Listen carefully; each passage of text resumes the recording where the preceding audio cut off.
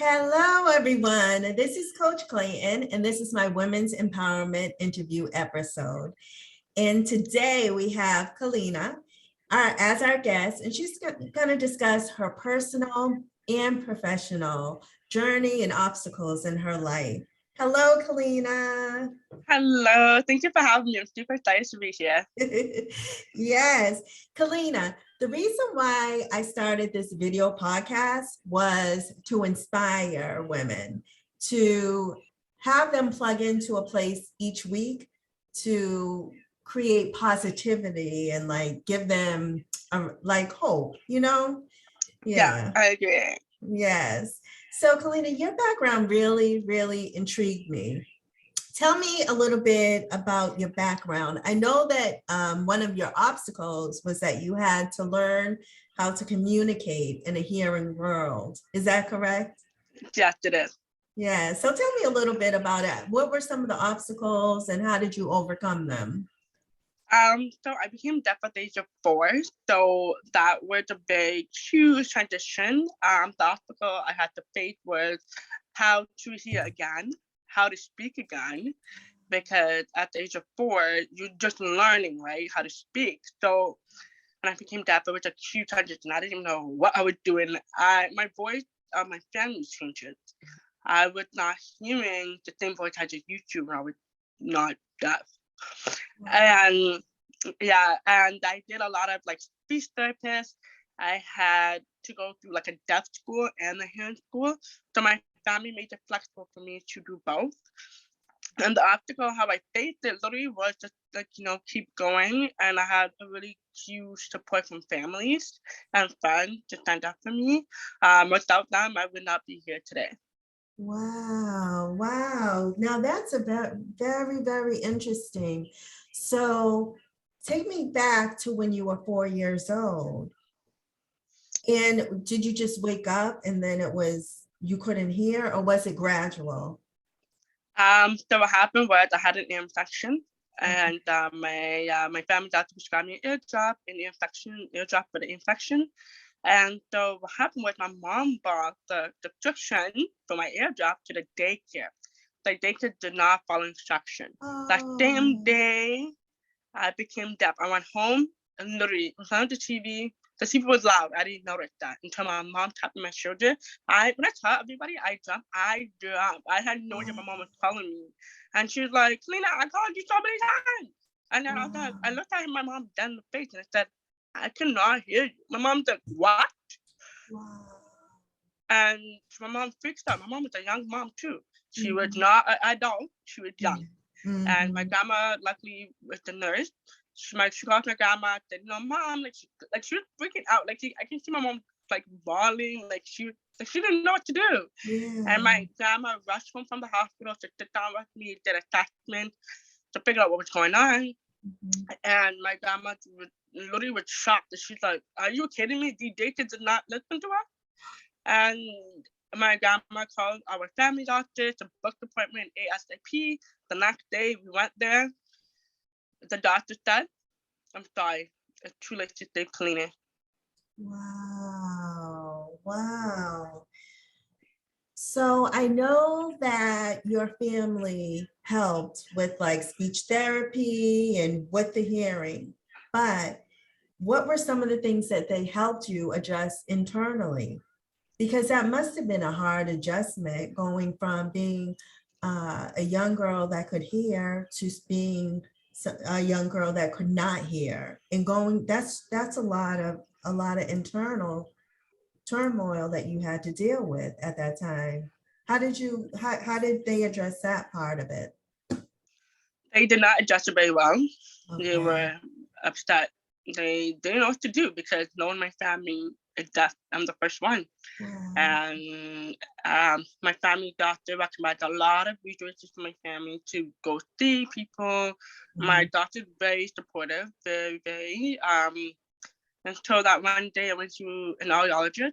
They made me feel comfortable because I met a lot of kids that were deaf like me. And I think my confidence boosted a lot more. And then I went to a deaf school actually and a hearing school at the same time. Wow. So I would learn how to advocate for myself in both scenarios. And so I felt like that really helped me because I was able to go to two schools at the same time. So I Yeah. felt like that actually helped me a lot. Wow. I love that. I love that you went to two schools at the same time. Is that like an exception, or is that something that does happen that you would go to two schools at the same time? My honesty, I was forced, so I wouldn't know what my family was thinking. So Okay. I think they just didn't know. They just had to, it was based on my audiologist, so I don't Okay. know what they were thinking. So I like that though. I like that you were able to go to both and to get me both too. interactions. It was Yeah. very hard though. It's very hard because my personality changed. I felt like I was comfortable in one world, and the next world I was not comfortable.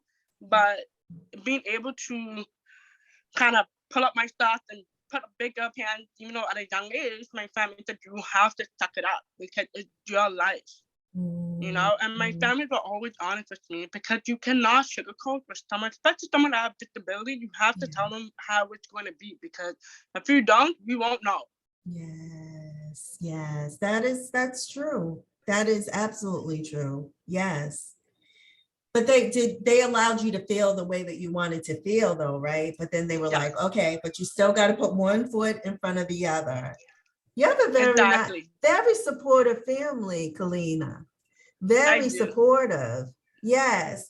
So tell me, like, what are some of the obstacles that you have to deal with having to function in a hearing world? I have to face a lot of things. The list is more than 10 things. I would give you guys my top five. Okay. The first thing first is lip reading. I am heavy on lip reading, so I have to read your lips in order for me to hear the full sentence, even though I have a hearing aid in. The obstacle with a lot of people kept turning their face, and I can't understand what they're saying, Oh, so they don't know, right? So I have to be like, hey, wait. Can you face me? So I know a lot of people get annoyed like that. And they're like, oh my God, I have to face Kellina every time I talk to her. So I know a lot of people get annoyed of that. So that was one of the obstacles. Number two was accents. I could not understand a lot of people with an accent. I try my best to hear, but I always tell people to speak slow, like I'm 5 years old or something, just so I can understand. yeah, That's unfortunate, right? It's something I have to deal with. yeah. The third thing is applying for jobs in the hearing Okay. community. That a lot of companies, they always say, oh, we're accessible, but they're not. And Ooh, it's yes, I ended up quitting my grocery store job because they were not acceptable. okay. And they knew I was tough, but because of COVID, the mask situation, it didn't work out well. Yeah. So that was another obstacle. Another lastly with relationship. A lot of time when you date someone, you don't want to carry a whole baggage on someone else. You want to be able to um you don't want, I don't know how to explain it, but you don't want to carry too much information to the next person and be openly honest about your disability because not everybody can do that. Okay. And for me, it took me years to open up. And so, yeah, so those are yeah, again, it's a lot, but I got through it. Wow. Now, I didn't realize, and how didn't I realize about the mask? Yes, Do they have like clear masks now? They do they have do clear now. Yes, masks now though, right? yes, But in the yes, height of things, no, they didn't because there was a shortage and everything. Wow. yes. Wow. Amazing. Thank you. Thank you for shedding a light on that. That's something else. Wow. Mm-hmm.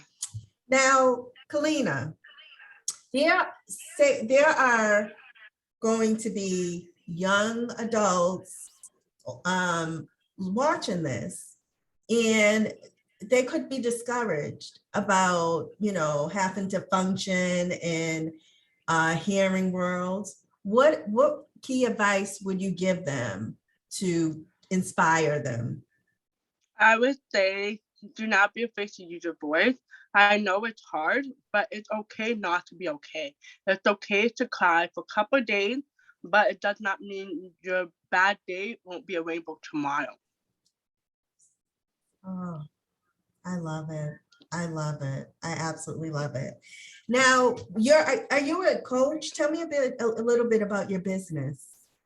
Definitely. So I am a mental health coach, specialized in depression, anxiety, and self-esteem, just because I did have all three of those.